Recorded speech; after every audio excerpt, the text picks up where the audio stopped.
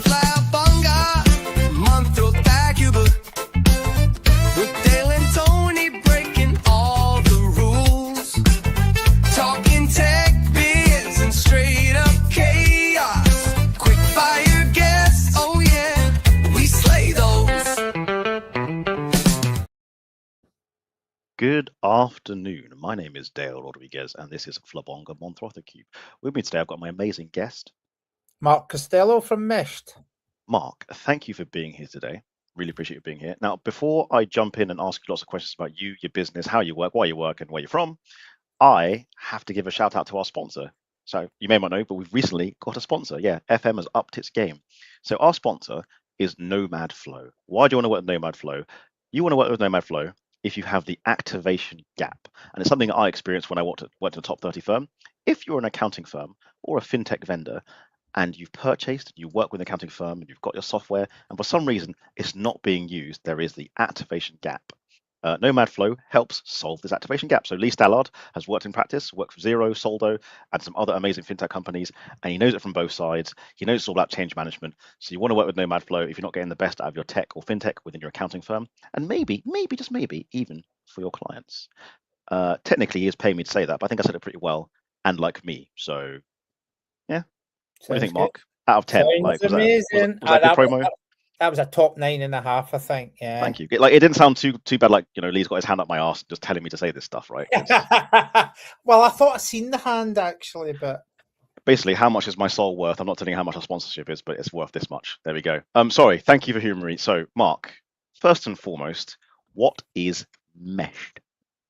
Yeah, so Meshed is a challenger insurance solution for SMEs and accountants, really, built out of 25 years in industry and frustration that the customers really aren't getting what they want. And in fact, I think that the industry has got itself into a position that customers don't even really know what good looks like. Okay. 2 questions. What does good look like? And what do customers want? What's your prescription to them? Okay, so what customers need. First and foremost, is not to be underinsured or overinsured, right? So, okay. Depending on which one of the talking heads you speak to, Aviva, Zurich, Allianz, they've all got papers published about the systemic problem of underinsurance. Okay. And they reckon that between 50 and 70% of SMEs don't have the right levels of cover, which is a massive indictment on the brokers, because a broker is thinking about it through like an accountant's lens, thinking about it through an SME's lens of what they see as an accountant as, right? Mm-hmm. I see an accountant because I'm an SME owner. I've owned multiple companies. I see an accountant as the guy that takes care of my money and takes care of any dealings I've got with HMRC. Yeah. If I am an SME buying insurance, I expect the person that buys it, that I buy through, which is a broker, 99% of the time is a broker, I expect them to make sure it's right.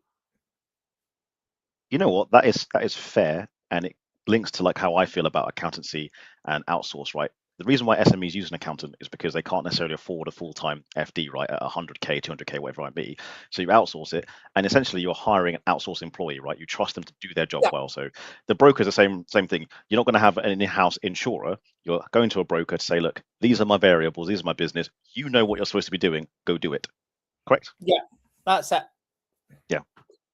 Sorry, just going to jump into the comments real quick. So before the show even started, Mehul had already put, good afternoon, everyone from sunny London. Mehul, thank you, man. He's a newer fan of the show, but he's here almost every week, so he's really cool.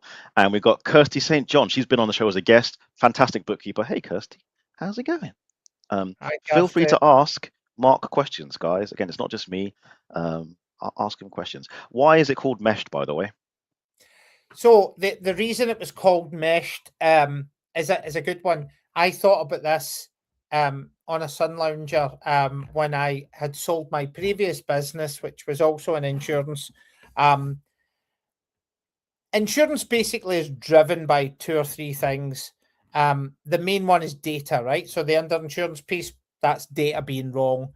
There is also loads of fragmented data in the industry that just makes doing the job really hard. My idea was that if we can mesh together accountancy data into a platform that just flows through and everybody in the chain knows what's going on all the time, we can eliminate that under insurance piece. So we mesh our software into accountancy software, and it just gives the customer that better outcome. Okay. Would you like a serious question next or a jokey question next? I'll take either. Flip a coin. Wear your glasses, Mark. You usually wear glasses. Where are they? I do. I don't know. I've lost them. My wife. Because I'm mildly concerned for your well-being. You're looking at a screen without your glasses, bro. It's not. And I say mildly concerned. I'm not going to lose any sleep over it, but like, I don't want you to come back and be like, "Oh, my eyesight's ruined because the yellow was too bright." I don't want any of that heat. Do you know what? I've only been wearing specs for about 2 years, and I just can't get used to them. So I'm thinking about getting the laser thing. Are they old age glasses? And as in you never used to wear them when you're younger, and now you've got to wear them because you're older. Yes, that's basically it. Yeah. I am the opposite. When I was younger, I had poor vision. Like, I think from the age of 3, I wore glasses. I exaggerate. I had laser eye surgery. It was 100% worth it for me because I got it done when I was about 25, and it's been a good, 15 years of just 20/20 vision. However, I am now getting older, and I might need glasses again, and there's nothing they can really do about it. But it's still better than when I had to wear glasses when I was younger. Yeah, it's rubbish. It's just they're on your head all the time, and yeah. So I asked my best friend who's had spectacles since we were in junior school. I said, "How long is it going to take me to get used to wearing them and not touching the glass and getting the big smudges?" And he said, "Well, I still do that." And I was like, "Dude, that's 40 years. What are you talking about?" I mean, I don't want to diss your friend, but that's not how it worked for me. I got very used to having glasses. Like, it's not. If he's still smudging them, he's got problems. Sorry. He's got bigger problems than smudge glasses and tooth control. Yeah. Okay, next question. What kind of Scottish accent do you have? Because I've learned recently there's more than one. I don't know which region you are from. All I know is you're probably not from Aberdeen because I can understand you. Yeah. So I have got an Anglified Scottish accent. I lived in London for 12 years and then Cheshire for about 5. Okay. So my accent is definitely not where it was when I was in my 20s. When I moved to London at first, anytime I went home, like Christmas and stuff, I'd come back after the break and people were like, sorry, what the fuck did you just say? No, fair enough. So where are you originally from? Just outside of Glasgow, yeah. Okay. I'm going to ask you a dumb question. I think I know the answer already. Of the 2 cities that are most famous in Scotland, which are Glasgow and Edinburgh, you know the answer already. It's not even a competition, right? So why is it better? Because like I've been to both. The people are better. That's the bottom line, right? So Elle, who you've met, who works for me, thinks this is hilarious, right? But I think all of those cobbled street towns, so York, Edinburgh, Bath, they're all just the same bloody thing, right? It's just novelty shops and Glasgow's got character. Okay. Because I would argue Edinburgh has character. Like, it's a very weird, dense and heavy city. Like, the architecture is just like, it feels strong. Does that make sense? Yeah. So, but have you been to Glasgow? Yeah, I've been to Glasgow. Had a great time. So Glasgow's got phenomenal Victorian architecture, right? So Glasgow was a big hub in the Industrial Revolution, and lots of money flowed into the city then. It's got beautiful old buildings. And Glasgow has got a reputation because of 50, 60 years ago, maybe a violent place. It's not like that at all. I never feel intimidated in Glasgow. So I went about 5 or 6 years ago, and you're right. The reputation is what it was 50, 60 years ago. And I did some research on it because I'm lame like this. Glasgow did amazing, going into politics a little bit here, amazing social reform on knife crime and all that stuff. And how they nipped it in the bud was doing it at earlier stages. Not longer prison sentences, not trying to punish people. They educated people from the age of like 5 and 6 and said like, and they looked at the social problems, right? They looked at like 2-parent homes, all this other stuff that like sits around it, and that's how they changed it. So I'm a big proponent and big up Glasgow for changing the way they were viewed by the rest of the world. So yeah, they also had done an amazing job of tackling homelessness. So you don't see homeless people in Glasgow. You just don't. They're not there. Whereas And I know that London, you probably don't see it, but Manchester, because I lived outside Manchester for a while, it's endemic, the homelessness in Manchester. It's wild. Yep. I mean, we live in a country where, in theory, it shouldn't happen, right? No, Just it's not in theory, right? It just shouldn't happen. how affluent we are as a society and nation, and the resources we have, it shouldn't happen. No, Going to change the conversation a little bit. Again, ask you again. Do you want a serious or a jokey question? you choose. If you're a biscuit, what kind of biscuit would you be that accurately portrays your personality and why? But don't just pick your favorite biscuit. I've asked you this before, by the way. Oh, God. It's okay, man. Take your time. Yeah, I'll take my time. I mean, don't take too long, because for people who aren't watching, this makes for terrible radio. A Foxy's Classic. You know what? That's what you said last time. Was it? Yeah, Yeah. I love a What- Foxy's Classic. How's 'Cause that it's portray your smooth. personality? I mean, I'm smooth, right? Are you? Are you? Like, you're not wearing your glasses and you don't look like Superman. That's all I'm saying. Right. Yeah. A Foxy's Classic is a great biscuit, and it's crunchy. And am I So- crunchy? I don't know if I'm crunchy either. I don't know.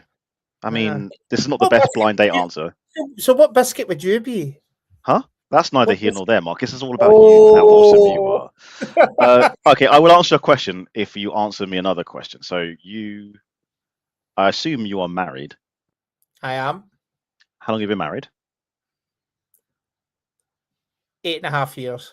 Would Mrs. Costello agree with your assessment that you're a smooth biscuit? I mean, Mrs. Costello would not agree with that. No. Cool. We should have her on next. Anyway, let me answer your question because you asked me back. So I have been asking the biscuit question for a good 10, 15 years. There's a story behind the biscuit question. I'll tell you another time. It's kind of long. My answer used to be that I was a rich tea biscuit, until a friend of mine pointed out they're not a very good dunking biscuit. They're a bit flimsy when they get wet, and I don't want to be a soggy biscuit. Who wants to be a soggy biscuit? So I changed my answer to a hobnob, not a chocolate hobnob, just a standard hobnob, because they are a no frills biscuit. They're not in your face like a party ring, but they're not boring like a digestive. Most people, if they see like a hobnob at the bottom of the tin, they're like, I'll go for the hobnob. No one's beefing with the hobnob. Yeah. I wouldn't say I'm a biscuit guy. Oh, I don't eat biscuits at all. I don't usually eat carbohydrates either, but Yeah. thank you for humoring me. All right. What are the myths around AI? This is two questions in one. What are the myths around AI and insurance that you'd like to dispel, like the top 2 or 3 from both sides? Right. Okay. So the first one. Hold on, wait. Let's lean in for this. There we go. We're getting serious. Yeah, the first one around insurance. People think that car insurance is a rip-off. Motor insurers don't make any money ever, or very rarely. Okay. It's such a difficult thing to do, motor insurance. Really difficult.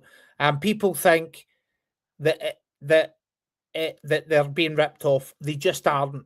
They can't make money because claims now, you know, it used to be years ago, you reversing in a car park, bump your back bumper, Yep. there's a dent in it, they go and polish it out, boom, job done. Now there's so many sensors and whatever, even Yep. those tiny claims cost £5,000, right? So that's the thing I'd like to dispel about that. Now, AI is where you will really get me excited. Okay. People think that AI can just be plugged and played. Utter bullshit, right? I have got fantastic engineers inside my business, and I mean top level engineers, guys that are so smart that I'm slightly embarrassed just to make eye contact with them, right? And it takes forever to build good solid AI. If you think that there's some tool that you can buy and plug into your current workflow and you're going to be 20% more efficient, you're going to be very, very disappointed. All right. Okay. That's 2 tidbits of information. Thank you very much. I appreciate that.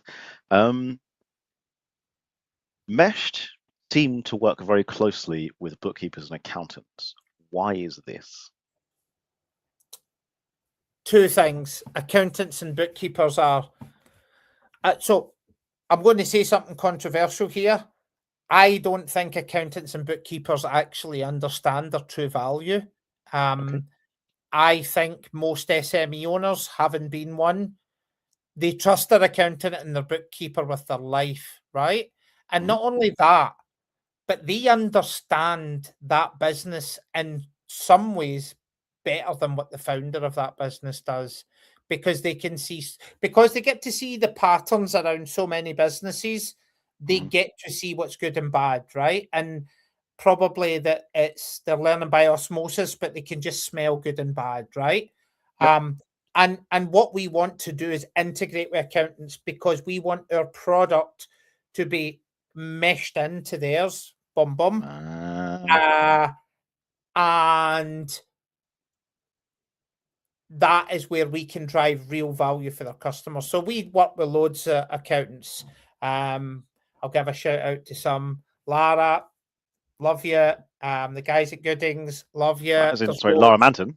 The only Lara, right? She's been on the show as well. It's great. Do you know what she tried to do? She tried to pronounce the name of the show, and she didn't do it quite well, but it was fun, and I clipped it up. She had a go at it, right? I mean, you haven't had a go at it yet, Mark. I am not having a go at it, right?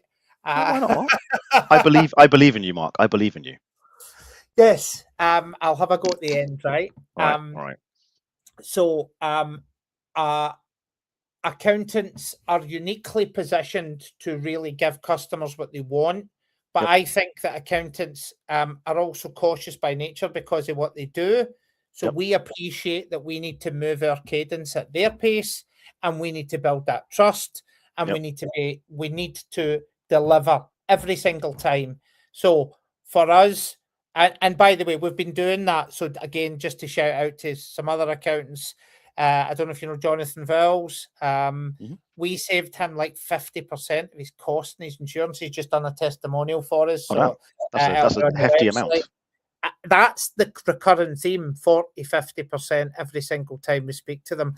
And not even just getting them better pricing. We're actually tweaking the cover because we're spending the time to get to know them and not just sticking it through a sausage machine. Although I do like sausages, though. I love a sausage. On the barbecue. What's a biscuit? Yeah, ditto. I'm a meat guy. When you're on the barbecue, if you had the choice between the burger and the sausage, what are we going for? Can I say both? You can say both. Yeah. For me, it's a burger. I don't know why. I think it's because burgers I only really eat from a barbecue, whereas sausages I still have them for breakfast. Do you buy the burgers or do you make the burgers? I buy the burgers, but I am a barbecue snob. Hear me out. I go to a place called Marchants of Betherston. It's a village that's maybe 10 miles outside of my town, and it's a butcher's that just does exquisite meat. So whenever I have a barbecue, it's good stuff. It's their burgers, so they're burgers, but they're like. I live in an old farm surrounded by dairy and brown farmers. So the beef that I get is right off of farms. It is sensational. But I still make my own burgers because I like getting quite a lot of parmesan into my burger. Because it acts like a bonding agent, the same way as breadcrumbs does, but it gives it a nicer finish. Fair enough. Have you ever eaten dairy cow meat? Because it's something that we don't normally consume because they usually die of old age. But I've eaten it. It's an acquired taste. I like it. Oh, I like it a lot. It's a very strong, beefy flavor. If you like dry aged steak, you can get a dairy cow that's got that flavor on it because it's an older cow. Yes. And it's so the last time I had it, I had some dairy cow beef ribs. Oh my days. Yeah, but we can also get raw milk off the farmers as well. Oh, we like unpasteurized, fresh, all them nutrients in their milk, and it tastes 10 times different, doesn't it? It tastes 10 times better. So I've got twins that are 2.5, and they still have milk at night. And you've got to shake this stuff just to get it out the bottle. It's that thick. It's got that creamy, nutrient dense. Yeah. Oh, yeah. So you've got twins. How many kids do you have? 3 kids, 3 daughters. Yep. Which one's your favorite? Evelyn. Didn't even hesitate. Mark, she's ditched me. Like she says that she doesn't love me anymore and she loves her mum. You know the internet is forever, right? And I'm going to put this online. Like this, she's going to see this at some point in her life, maybe a couple of years' time. Her dad's saying that about her. It's the other 2, right? But yeah. So is Evelyn the oldest? No, Evelyn's one of the twins. Oh, that's a burn. Well, the other one's Fantastic. a sociopath, right? So, like, she'll be in jail by the time she's on the internet anyway. Okay, fair enough. Well, jail or prime minister. There's no in between, right? Yeah. Cool. All right. Let's enjoy the silence for a moment. Also, it gives me time to think of questions. All right. What advice would you give to a younger person who wants to get into either fintech/AI or the insurance space? So I'm talking like a 17, 18-year-old. Say yes to everything. Okay. You get a job, say yes to everything. And don't wait to be asked. Volunteer. That's what I've always done my whole career. When I was and ask the questions. And probably I think you should get sacked at some point in your life, right? I don't think you graduate till you've been dumped and sacked. Do you mean sacked as in like for being incompetent, or do you mean made redundant? Because there's two differences. There's two differences. No, being made redundant is just part of a process. I mean, being sacked, right? Like, yeah. All right, fair enough. I'm glad he appeared because I was going to mention him, by the way. Someone in the comments, Mark Cowison, long-time friend of the show, LHR Marine. Is it LHR or LRH? Mark, put it in the comments. He's our incumbent Scotsman, basically. He's been on the show like 2 or 3 times, and you can see he's written it in non-English. On yourself. Yeah. Very good. How you doing, Mark? We should meet up. You guys would actually definitely get along. Like, having met you both, like, yeah, you get on.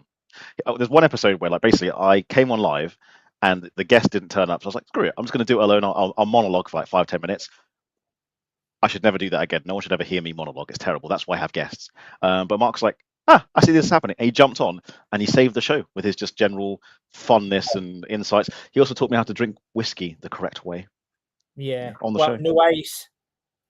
I can't remember if he said no ice, but he talked about like how you're supposed to smell it first, and like how it opens up your nasal factors and ophilary senses. Then you have a little sip, and then like he was telling me the rules of how to actually sip whiskey and taste it if you're going to taste it. Honestly, if I see somebody putting ice into a nice malt whiskey, it's worse than offending my mother. Oh, okay. Is it worse than this? Because my friend did this when we went to Glasgow. He asked for a full English breakfast. Oh, and I was like, bro, do you know where we are? Oh. But this is the best part. So I said, can I have a Scottish breakfast? Guy's like, yeah, cool. My friend asked for full English, got dirtiest looks ever. Here's the best part. My other friend asked for a Scottish breakfast, then asked for like 2 things to be removed and 1 thing added. Essentially got a full English because it was like, and they were fine with it. Like he was clever about it. Did he ask for the square sausage to be removed? I can't remember what he asked to be removed. I think he had the sausage, but like he asked for a few things to be removed. And essentially what he got was the full English, but he hadn't said the words full English, so it was okay. Do you know what I mean? Like he essentially had a full English, but just asked for a few substitutions. Yeah. But yeah, that's not a good look in Glasgow. So what's worse, whiskey, ice in the whiskey, or asking for a full English in Glasgow? Oh, the ice in the whiskey. It's just appalling behaviour. Vile. Really? Because I've heard different opinions on this. Technically, be a crime against humanity. That. Okay. Okay. If you weren't going to drink Scottish whiskey, which other nation's whiskey would you recommend? None. No, come on! Don't be like that. Come on, because I'm learning about the whiskey ways, and I've had some pretty tasty Japanese whiskies. They're all right. So I am very much. I've virtually never drink anymore, right? But I do. Accountancy firm in Glasgow, WBG Group, used to be Wiley Bissett. They have a whiskey club, and it's called the 118. That happens once a month. I go to that every month. Another amazing accountancy firm, and I drink at that. So you get all different distilleries coming in, but or bottlers. I mean, it's a complex industry, the whiskey industry. I typically like anything from Islay, but nothing else. Okay. All right. I'm going to say something that might upset / hurt your whiskey ways. Are you familiar with Lafroig whiskey? Oh, it's my favourite, yeah. It's one of the smokiest, ashiest whiskies of all time. I sometimes use it in my barbecue marinade when I marinate chicken. Oh, that might work, yeah. I know it's a waste of good, tasty whiskey, but like if you're grilling and you put it in the sauce, the homemade sauce that I make in marinades, the flavor that comes out of it is exquisite. I don't use a ton. It might be like half a tumbler full, depending on how much chicken I'm using. So not a ton of it, but it's a very strong flavor, and it adds a little bit of sweetness to it as well, which is yeah. Cool. How long do you marinate for? Usually overnight minimum. Yeah, it's got to be, right? It's got to Yeah. be. And the reason why I do it, that's how my mum and dad showed me. there's no science to it. It's like that's how my granny did it. That's how they do it. That's how I do it. The problem in Scotland, though, is marinating the night before is predicated on it not raining the next day. Yes, but yes. If it rains, I just get my brolly, do the barbecuing anyway, and then Yeah. See, I knew we'd get along, Mark, because I'm the same. I grill at Christmas time. In fact, I made it a tradition. I grill the turkey on my smoker. So I spatchcock it, I brine it, then I marinate it. Then there's a dry rub that goes on it, low and slow for like 9 hours on the smoker, cherry wood smoked, and it's the only way I'm ever eating turkey again because the rest of the turkey is trash. So I've been getting my garden landscapes. I've not been able to grill anything, but somebody got me for my birthday this Japanese grill that's like a box. Okay. Have you seen this? And it's got the charcoal lasts forever. So you put the charcoal in, you light it, it cooks. You then take it out, dunk it in a bucket of water, and then it's reusable. Huh. I've never seen or heard of that before. I'll send you a link for it. Please do. Oh man, Tony's missing out. Like so the reason why Tony and I became friends is because we started talking about barbecue on LinkedIn. That's the thing that binds us, and he's not here today. So like, all right. So what is your signature barbecue dish, Mark Costello? What is your go-to showing off? Got some friends, family, or new people over, and you're like, I assume it's gonna be meat. I assume. Yeah. So, so I'll probably do a platter. I'll always do steaks. I'll always do lamb chops. I'll always do sausage burgers. Yeah. Talk dirty to me, man. Sorry. Okay. If you could eat a good barbecue is the salad, right? Getting the salads good. You messing with me? People in the UK fuck up salads, right? Salads. That's because I could not care less about salad. Oh no, vegetables taste like sadness, Mark. Is it? Sorry, I interrupted you. Please tell us why salad is helpful to barbecue. Well, because if you've got this amazing meat and then the salad is a bit of lettuce with the evil in it, then that's just disgusting. So my philosophy is just don't bother with salad or bread. They're empty stomach. There's waste of valuable stomach space. I don't bother with the bread. Yeah, I don't bother with bread. Yeah. Gonna jump into the comments real quick. Debbie Hales, longtime friend of the show. She's been on 3 times, I think. I've arrived in time. No, 2 times. I've arrived in time for a full English, it seems. Ha ha, Debbie. Very funny. Mark Howson come in hot with the comments. Lafroig is made by burning a garden shed, then blending the remains and placing them in a mash tun. Yeah. Fact. That is a fact, yeah. Is that actually true? You've got to go to Islay if you've not been to Islay. It is a sensational place. It is. Now, it's changed, right? But 20 odd years ago, like you could go to Islay, get smashed, and just drive about the distilleries, right? Like there's nobody yet. There's nobody. Yeah. And so I went when I was about 21 for the first time, and we were like waking up the next day going, how did we even get here? And the car. Sorry, James Sundin, a Scottish man talking about salad. What the actual fuck? Sundin, you're a good one. You're a good one. Yes. Sorry, Mark, you were saying, so you're going to go to Islay, you could drive around back in the day. You get smashed out your mind and drink lots of whiskey. It's a stunning island. It is stunning. Okay. I'm watching James Sundin criticising anybody else. He's a Geordie. Look, you're all northerners to me. I don't care. Fight amongst yourselves. Don't care. Mark Howson, I think he's actually asking a business question. Does Mesh do business van insurance? Oh, do you mind if I try and answer this? Yeah. Do you mind if I try? See if I understood your value proposition. My understanding, Mark Howson, is that Mesh is kind of like a virtual broker. So the idea is you can put in the input and data, and it will source from AA providers, all the good ones, a solution for your business. So does Mesh do van insurance? Probably not. But if you work with Mesh, they could find you an insurer for your company. Have I got that right, Mark? That's spot on. Yeah. Again, he didn't pay me to say that. That's just me trying to show off that I know stuff. So yes, can Mesh help you with your van insurance? They can. If you do use them though, maybe Mark on the show now, not Mark Howson, can help me with like a little kickback because that was some great promo. Yeah, I'll buy you a burger. Or, hear me out, a bottle of whiskey. That might work. Yeah. A mid-range one. I'm not saying like a 200 quid bottle. I'm talking like a 70 quid bottle of whiskey maybe. Yeah, that works. Cool. I'm okay with this. Oh, one of my favorites, by the way, is one called the Antiquary. It's a not a single malt, but very, very tasty. There is beautiful blends out there. Do you know who kicked off the single malt revolution? Take a guess. Some rich English dude, I assume. No, it was an Italian. Really? It was Please an Italian. elaborate. It was an Italian who'd been making really fancy bottles for brandy, right? These exquisite bottles. And he came to Scotland because at that time people just drank blends, right? Yeah. And he came and he looked at it and he goes and he tasted the singles before they got blended and he went, "Why are you mixing this stuff? Just sell it like that." But if you join things like the Malt Whisky Society, or there's an amazing business called Bevy from Edinburgh. Big shout out to the boys at Bevy, amazing guys. Yep.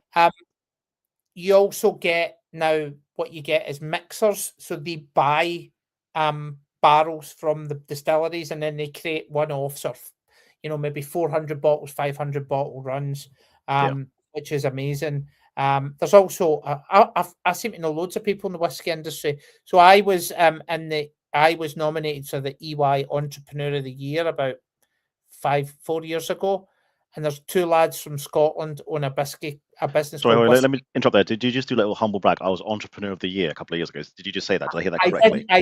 I didn't win. I was shortlisted. Yeah, but do you know how many other people weren't nominated? Most of us.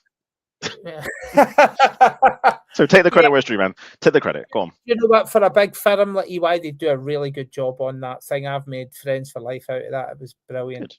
Good. Yeah. Sorry, I interrupted you. You were saying. Yeah, what was this? Yeah, so they own a business called Whiskey Hammer, and they do auctions. And it's a fascinating subject matter. This whiskey, it really is. Question from Debbie Hales. I think it's a sarcastic one, but I'll read it anyway. Is meshed a mistype of mashed after getting smashed? No, Debbie, but it could have been. It could have been. What meshed is so this is me getting into pitch mode, which I said I wouldn't do. Just so you know, if you do it for longer than 30 seconds, I'm just going to mute your mic. So drop. Yeah, that's fine. So the idea is that under endurance is a real problem in the market, and our idea is that we mesh our product in with accountancy data, which means that we can make sure customers get accurate cover. It's as simple as that. The idea came to me on a sun lounger, on holiday, 6 weeks after I sold my last business. First of all, that was less than 30 seconds. Good job. Before we jump on you exiting and being on a sun lounger, I want to go back a couple of steps to barbecue to ask you a silly question. Mark, I assume you eat meat? Yes. If you had to eat one meat/animal for the rest of your life, forsaking all others, which animal are you choosing? And to frame it again, if you choose beef, yeah, you can have steak, you can have burgers and spaghetti bolognese, but you can never have chicken nuggets. If you choose chicken, again, you're never having spaghetti bolognese, and so on and so forth. Which animal are you choosing? Not exact cut, just the animal itself. Well, chicken doesn't even hit the roster, right? It doesn't. It's beef or it's pork, and it's probably beef. When I was younger, I would have said pork, but now beef, I think, yeah. I used to say chicken until someone reasoned with me. I was like, you actually get more variety out of beef. Yeah. Like certain steaks aren't the same. Spaghetti bolognese, oxtail. Oh man. But where I live, right, you can get pheasant and grouse, and you get it's just everywhere. All of the farm shops around me sell pheasant and grouse. It's cheap as chips, and it's much better than chicken. Oh wow, that's awesome. I don't have that around me, but it sounds tantalizing.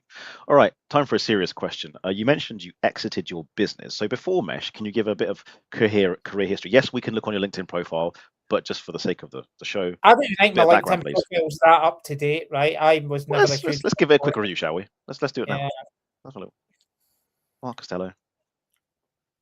Well, first of all, you're wearing your glasses in your display picture, so that's a important thing. You are wearing a Mesh t-shirt. Cover tomorrow. Nice. Let's go back a step. Tomorrow. Sales director. Sales leader. Head of legal schemes. Career break. All right. Steady on. CEO of Tavio. Sorry, I'm just reading out your LinkedIn profile now. Please tell us about your career history. Yeah, so I graduated, had no idea what I was going to do with a degree in history at Desmond, of all things. Toot toot, baby. Sorry. And applied for stuff, got a graduate role at RSA, went there, went to work for a broker in Edinburgh after my graduate programme finished. Realised that London is the epicentre of the world as far as insurance is concerned. So moved to London, have always done either product development or distribution. That's basically what I've done my whole career. So building products to sell and then taking them to market and distributing them. That's what I've always done. Cool.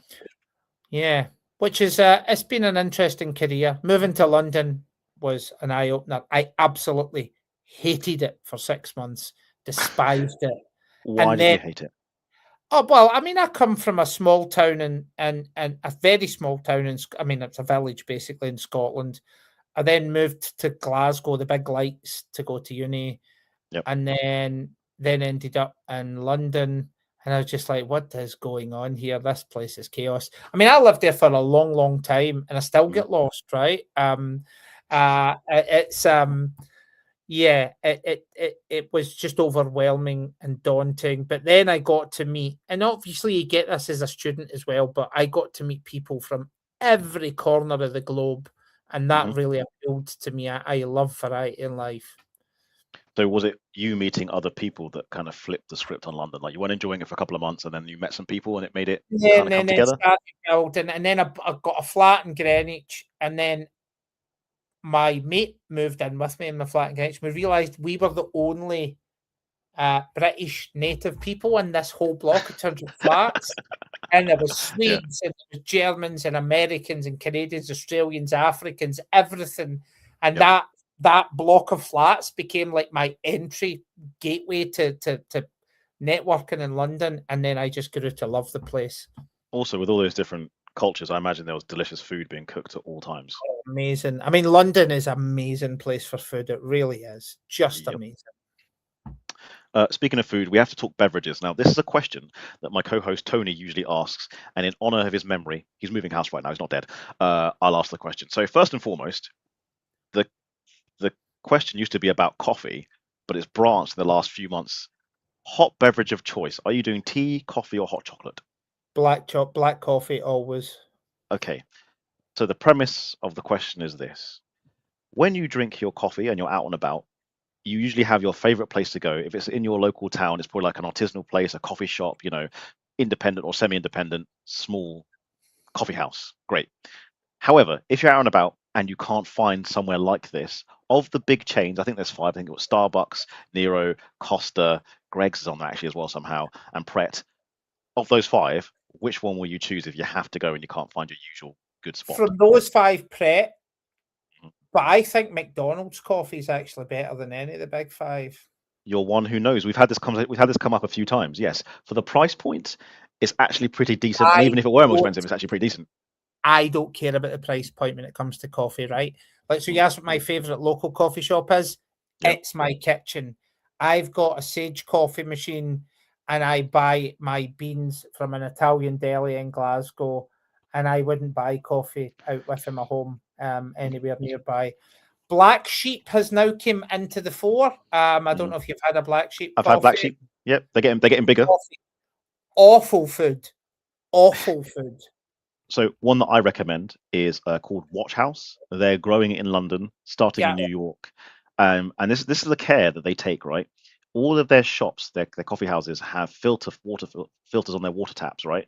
When you drink their espresso and have a sip of the water tastes nicer because they filtered it in a certain way, which I think is a lot of care and attention to detail on how the coffee should actually work. So Watch House, one to watch. Scottish water is tremendous stuff, right? Like that's one of the things that I most enjoyed about moving back to Scotland. Yeah, like the minerals and the flavour and the. I could just do that with the tap and drink the water, and it's delicious.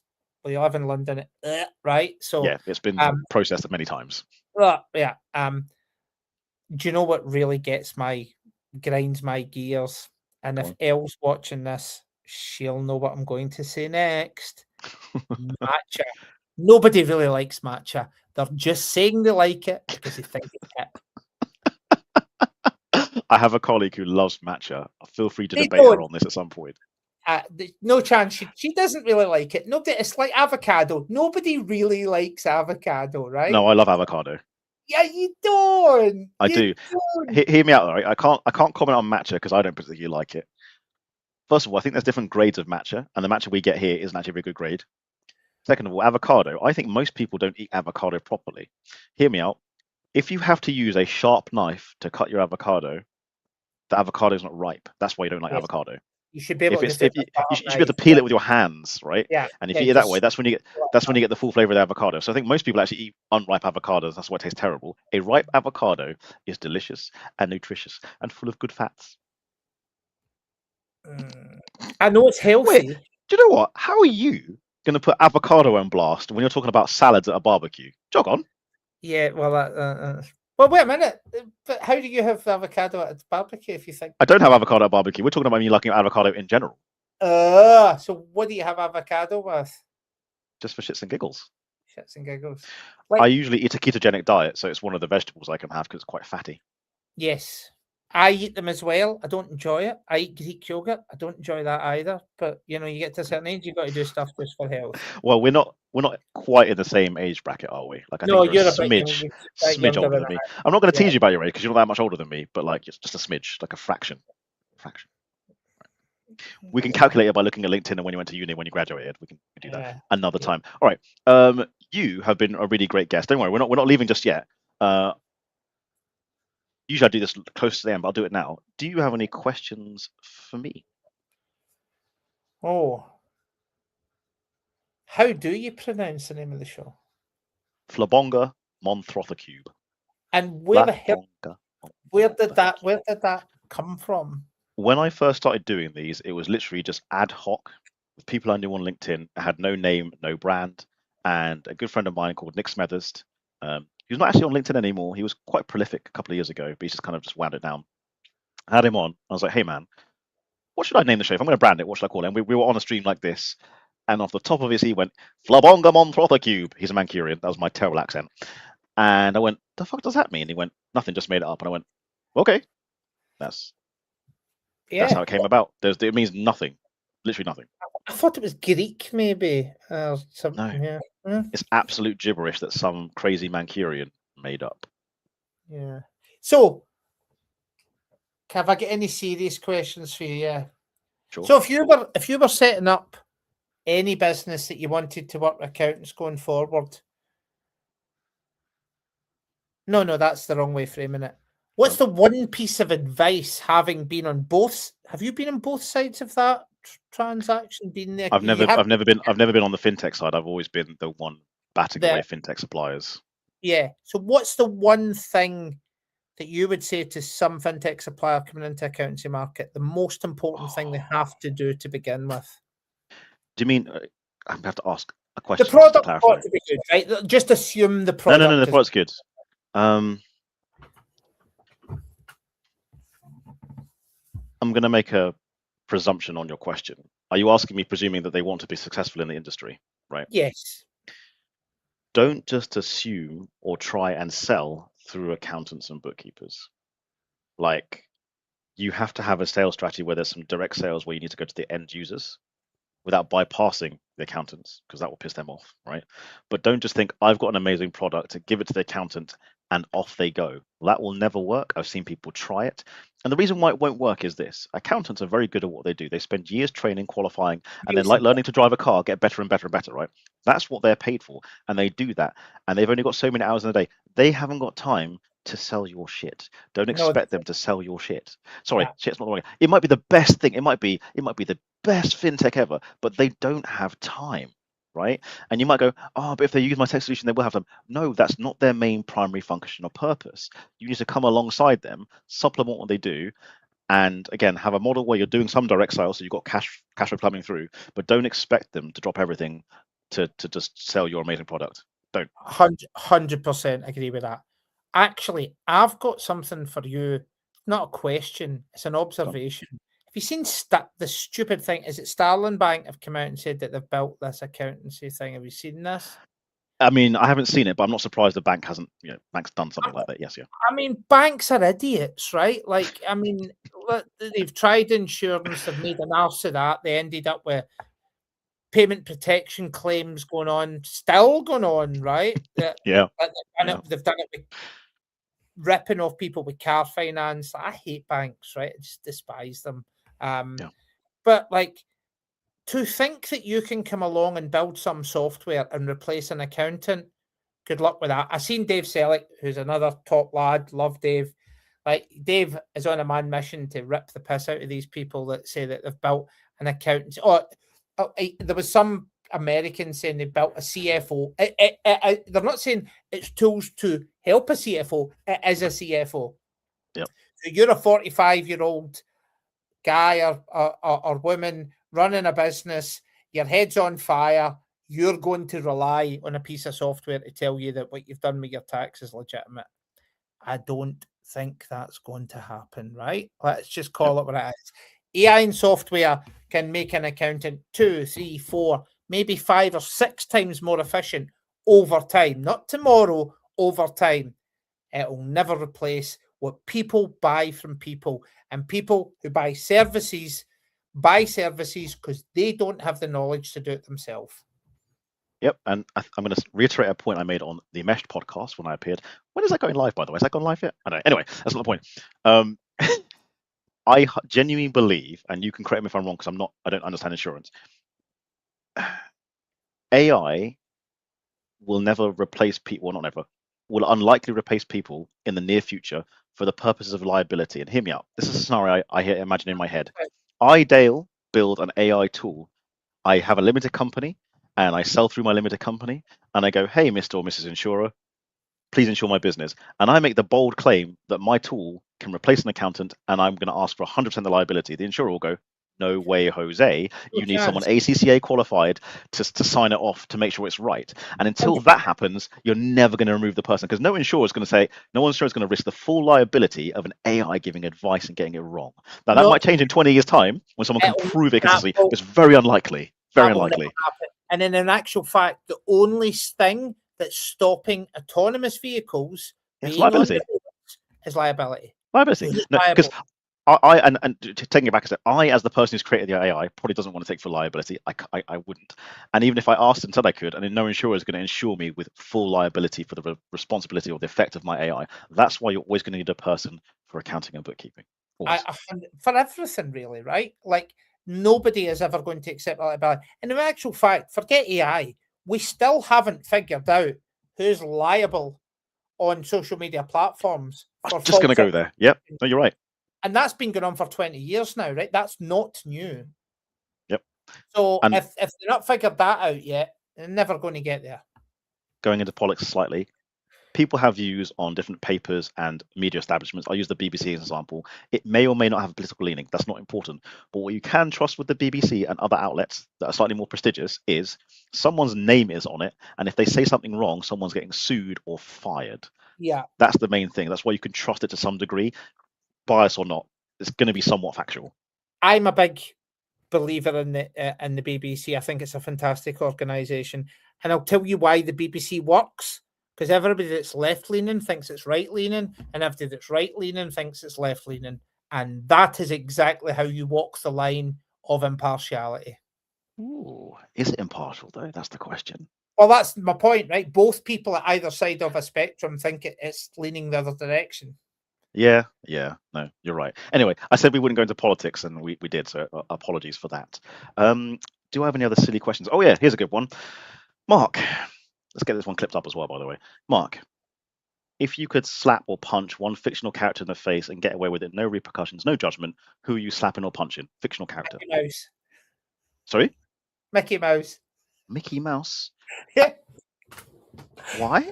I'm not a fighter, right? If I'm going to punch somebody, I'm going to punch somebody that I think there's a good chance they won't punch me back. That is a brilliant answer. Thank you for humouring me.